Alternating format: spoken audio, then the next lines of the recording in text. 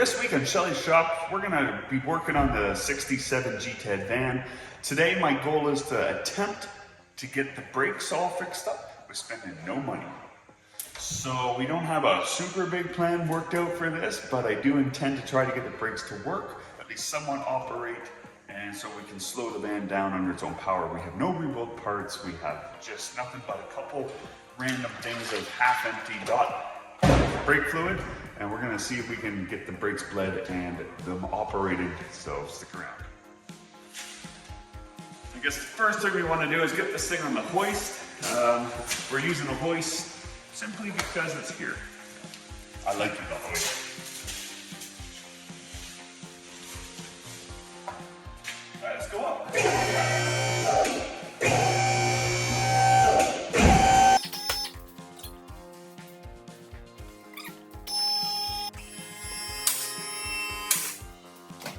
All right, we got some old, came with the van fluids. We get these two. This one almost seems full. This is brake fluid, right? Yep, .3 brake fluid should work. And then I brought a full one here. I'm gonna try and keep that one sealed up. Now, the guy that I bought the van from, Seth was his name, seemed like an all right cat to me. He said he was messing around with the brakes a little bit, so I don't really know what that means. He did leave, I believe it was the back driver's side wheel cylinder open. So I'm gonna go ahead and dump some fluid down in the pot. Both sides is a dual pot, this is a dual master cylinder. We're gonna try to get the fluid circulating. Let's go. Oh yeah. Glug, glug, glug. So this is drum application.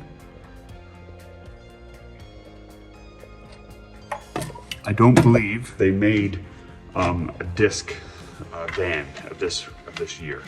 I say they didn't make a disc van ever, but in 64 to 66 or 64 to 69, they didn't make a disc van.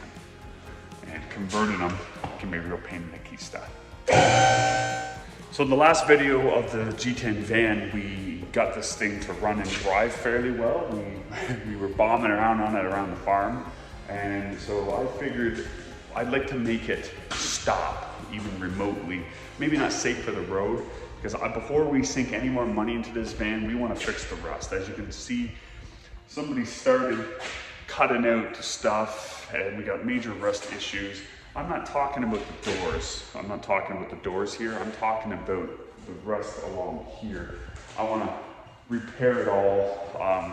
Underneath is very solid. If you want to watch an in-depth walk around of the underside of the van, go ahead and watch the last 67 G10 van. I'm most likely going to create, what's it called?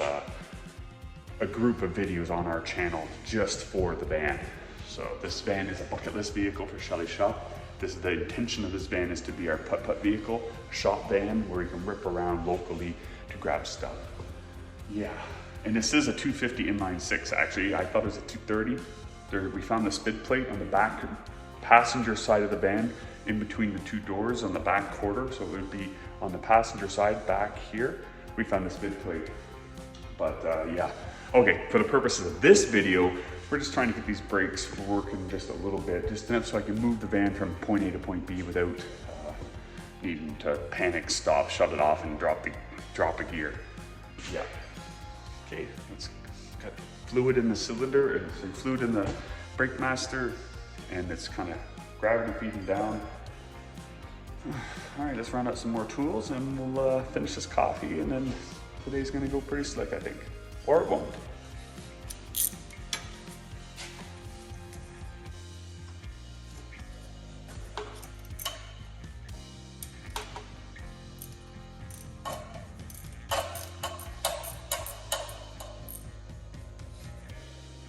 Okay, what I'm going to attempt to do now is go ahead and break the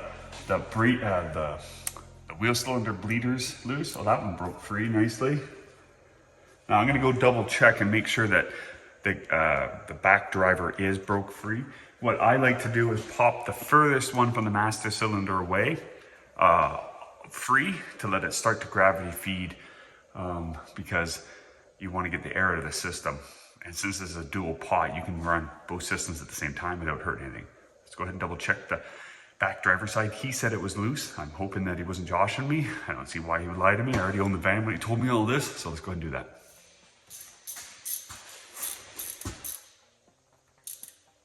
Oh, I see fluid coming out of this one.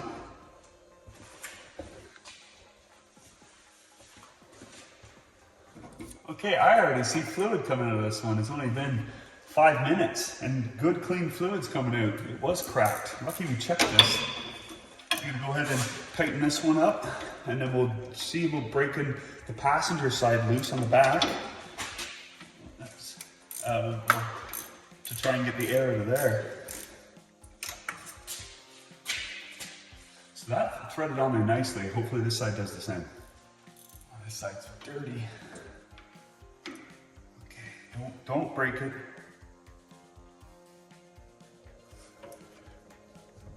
Oh, either we broke it or it's free. And it looks, it's such a gamble. It's free, I can turn it with my bare hand. Okay, let's go check the front again. It's just gonna be a quick jumping around, and then I need to recruit someone to be the brake person for me. All right, gents, as you can see, right here is the brake bleeder. It's on there finger tight. So far, no fluids coming through. That could mean that there's a collapsed line or there's just a lot of air. We're gonna go ahead and keep waiting. Keep on keeping on for this. At this point, it's just a waiting game. Just trying to get as much done as possible so when someone shows up, they're not just pumping in here for 20 minutes trying to force air out of the line. This is a pretty effective way of doing this. If you're watching this, you probably already know the circus we got going on here. If you don't, it's patience. Patience is key. If you can't get your front or back line and you've tried everything you can think of, chances are your flex lines are collapsed. Another good note that I learned through trial and error is that if you're building pressure on your calipers and you're having a hard time getting the pressure to let off, 9 times out of 10, it's your flex lines again acting as a valve, allowing fluid back through and then collapsing, holding the pressure on. So yeah, that's that. Just gotta wait around for these bleeder screws to start letting fluid through. Okay, it's been a few minutes. We got fluid coming through the front passenger side. Just gotta go ahead and switch my sockets around, and we're gonna close that one off and then pop the driver's side off. I haven't checked the back one yet, so yeah, let's go ahead and have a quick look at this. As you can see, it's bleeding. I just gotta get my meat hooks on here. I gotta use 2 hands for this. Yeah, oh, I got it, okay. So she was bleeding. We're gonna go ahead and pop the other side off now. Assuming we can twist this one off. There it is right there. And then we're gonna check the back. It's been a couple minutes. Okay, this is a 2-hand operation. Still nothing in the back, but it'll happen. It's just a matter of time.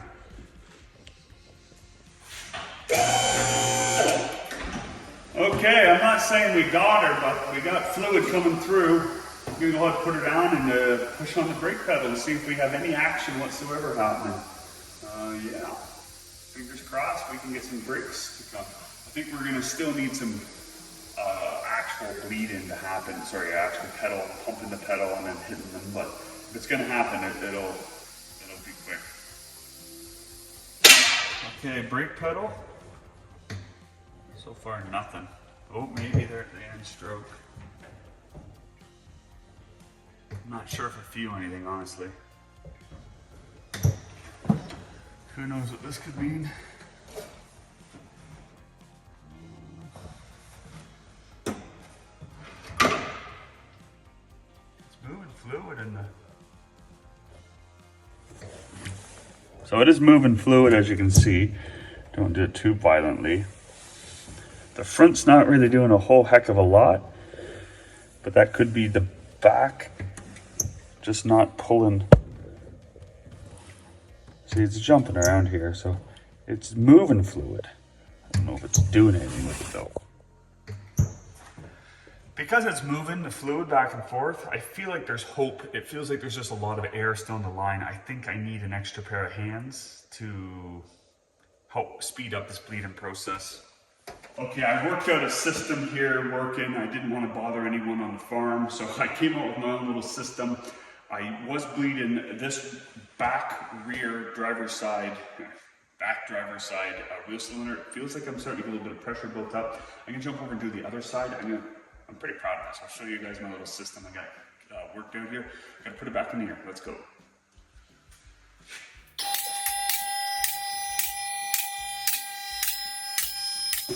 So because these vans are running on old or more archaic technology that wasn't necessarily up to snuff with the technology that was prevalent in Chevrolet at the time, so firewall mounted master cylinders, clutch cylinders and whatnot, they had underfloor brake cylinders, underfloor master cylinders on these vans. So pulling down on this is actually working the brake master cylinder. So what I did is I pulled her down. I got this bucket, weighs about 30-40 pounds on there, and now I just go and do the brakes. Let's go.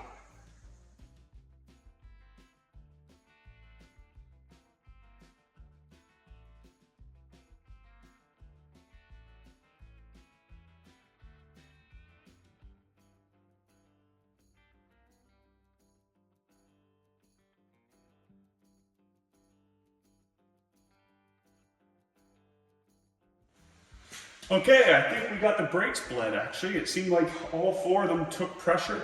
I haven't put any extreme pressure on it, like from your foot, just that 30-pound bucket. But I was pulling down on it. It seemed like everything lined up the way we wanted. I guess now we can lower it down, and I noticed that all the fuses are stripped out of this thing. So I don't know if the heater works or anything works, so I guess we could try to throw that in this video too, assuming the brakes are actually bled. So let's move everything out of the way, lower this down, and put some actual foot pressure on this pedal. That feels like a pedal to me. Oh yeah, she squeaks. That's good. That's the shaft that runs down to the master cylinder rubbing on the firewall. It's pretty normal. My 52 Chev had the same technology and it did it on every single stroke. Okay, let's fire it up and see if the back wheels stop under its own power.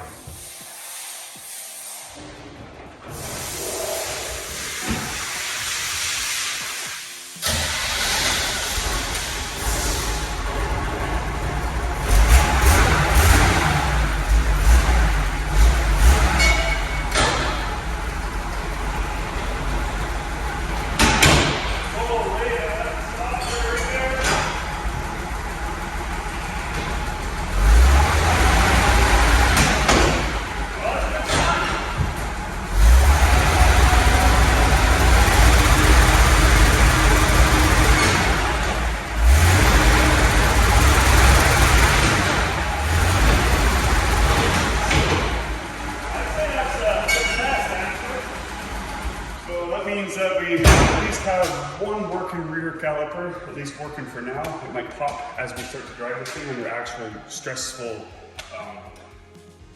why am I stuck in that word after? We'll put it under actual load and try to stop. It might use brake line or wheel cylinder or master cylinder might pop, but we won't find out. So let's get this thing down on the ground. Let's take her around the lot.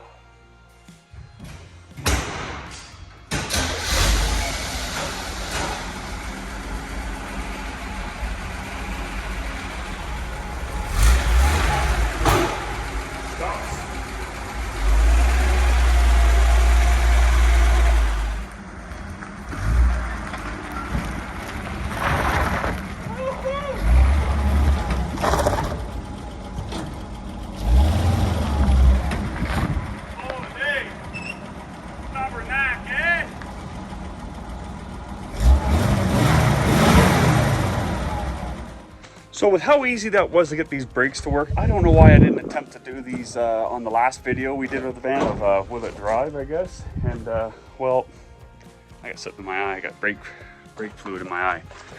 I didn't actually expect the brakes to pull through, so I'm gonna tack on seeing what works in this on the van. So we're gonna take a drive back to some of my parts vehicles, pull some fuses out. And because there's no fuses in this thing except for maybe the horn, if you listen.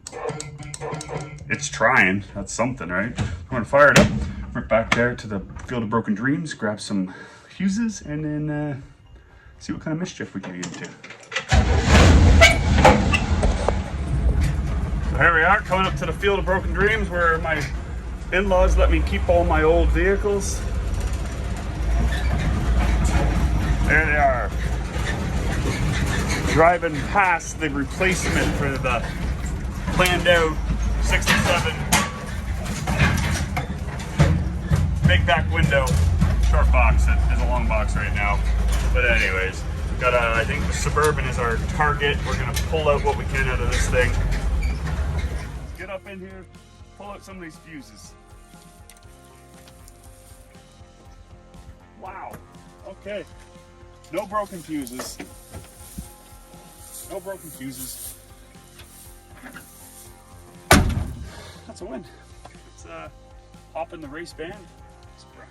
Just something I might tee up into this video is that the reason why I don't want to put a whole new brake system on this van right now is because I don't know if this van's actually going to see the road. It might just turn into what the Suburban is, and that's just more or less a parts rig dash storage.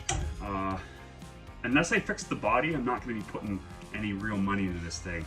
For the sake of the video, we got like $50 invested into to the last video on it, and that was just so to see if it runs and drives. Now that we got the brakes working, it makes it a little more enticing. But I wouldn't put my family in this thing and drive down the road. I do not trust it that much. This thing. So if it seems strange that we're just jerrying back together some old brakes, that's why. Just because there's no point putting any more into this if the body is too far gone, which I don't think it is, but finding the replacement panels or making the panels is extremely difficult and requires a skill set Schelly shop doesn't have yet. This could be a good van to learn how to shape cab corners and roll steel and stuff like that, but as of right now, we don't have that skill set. But yeah. The sky's the limit. Let's go ahead, and I think we'll pull her back in the van, back in the garage, and we'll start testing, prodding some stuff, and see where we have power and what kind of stuff we can get to work. Let's go. Let's go 4x4 in a little bit here. We're gonna stay in first gear, and it is really noisy in here. That's no fault to the van. That's just the way the van is right now. Those back doors.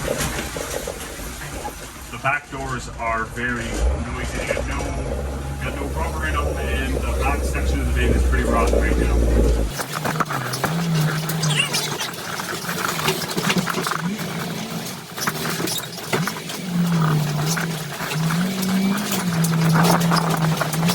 Here is the fuse panel. As you can see, most of the fuses are robbed out of it.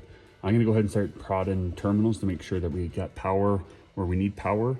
A lot of those terminals are really rusty and they can really fight you. They just require a lot of time and effort with the battery disconnected to clean them up so they make proper connectivity. So it's gonna be a lot of me just grinding and just carrying on like that. Okay, so we got the fuses in. I cleaned them up as best I could. This is the cigarette lighter. I'm gonna go ahead and try and remount our lights switch up on the dash. And I found the bezel in a box in the back. Here's the bezel. Should all slip back together. I see a light dangling here. I'm not 100% sure where those go yet. That's gonna be another thing. I could probably feel up here and maybe feel them. Another thing is that our speedometer doesn't seem to be working. So I found out where some of these go. I need to figure out which each one does. I see some drape down over there too. So we got a little more investigating to do, and then we're gonna the battery back in and see what we can get up to. So with all the dash lights hanging down, I'm gonna leave the light switch out because it'll just get in our way when we're trying to hook up the light bulbs. So yeah, we're gonna hook up the battery and see. Well, I also put in all the light bulbs around the whole thing. So now we got tail lights, signal lights and everything. So they're all put in, no lenses right now. We have lenses, just not installed. So we're gonna hook up the battery, listen very carefully to see if we hear any pops, and then go from there. Okay, now we listen. I'm gonna hook the battery up right now.